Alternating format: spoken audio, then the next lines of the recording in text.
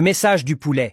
Un jour, un serpent a mordu un poulet. Le poison s'est rapidement propagé dans son corps, le brûlant de l'intérieur. Le poulet, désorienté et souffrant, est retourné au poulailler pour se réfugier. Mais à sa grande surprise, les autres poules ont décidé de le chasser, craignant d'être infectées à leur tour par le poison. Blessé, le poulet est parti, boitant et pleurant. Mais ses larmes n'étaient pas causées par la douleur de la morsure, mais par l'abandon et le rejet de ceux qu'il considérait comme sa famille, ceux en qui il avait le plus confiance.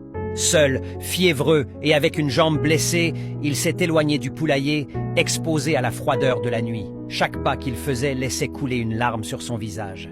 Les poules restées dans le poulailler l'observaient s'éloigner jusqu'à ce qu'il disparaisse à l'horizon. Certaines murmuraient « Laisse-le partir, il mourra loin d'ici ». Quand le poulet a disparu de leur vue, tous étaient convaincus qu'il ne survivrait pas. Quelques-uns regardaient même le ciel, attendant de voir des corbeaux survoler sa dépouille. Le temps passa. Un jour, un colibri arriva au poulailler avec une nouvelle surprenante. « Votre sœur est vivante. Elle s'est réfugiée dans une grotte lointaine. Elle a survécu, mais elle a perdu une jambe à cause de la morsure. Elle lutte pour trouver de quoi se nourrir et a besoin de votre aide. » Un silence gênant envahit le poulailler. Puis, les excuses commencèrent. « Je ne peux pas y aller. Je dois pondre des œufs. Moi non plus, je dois chercher du maïs. Et moi, je dois m'occuper de mes poussins. » L'un après l'autre, chacun trouva une raison pour ne pas partir. Le colibri, déçu, repartit seul vers la grotte, sans aucun soutien. Le temps continua de s'écouler. Un jour, le colibri revint avec des nouvelles encore plus sombres. « Votre sœur est morte. Elle est partie seule, sans personne pour l'aider, ni pour l'enterrer. » Cette fois, un poids écrasant tomba sur tous ceux du poulailler. Un sentiment de regret profond les envahit. Certains arrêtèrent de pondre, d'autres laissèrent tomber le maïs qu'ils portaient. Ceux qui s'occupaient de leurs petits les oublièrent un instant.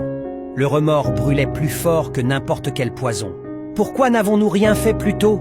se demandaient-ils avec amertume. Pris de désespoir, ils décidèrent tous de partir pour la grotte, peu importe la distance ou l'effort. Mais il était déjà trop tard. Quand ils arrivèrent à la grotte, ils ne trouvèrent pas le corps du poulet. À la place, ils découvrirent une lettre qui disait « Dans la vie, les gens hésitent souvent à faire un pas pour vous aider lorsque vous êtes en vie, mais ils parcourent des kilomètres pour vous enterrer une fois que vous êtes mort. Et la plupart des larmes versées aux funérailles ne coulent pas de douleur, mais de regret et de remords. »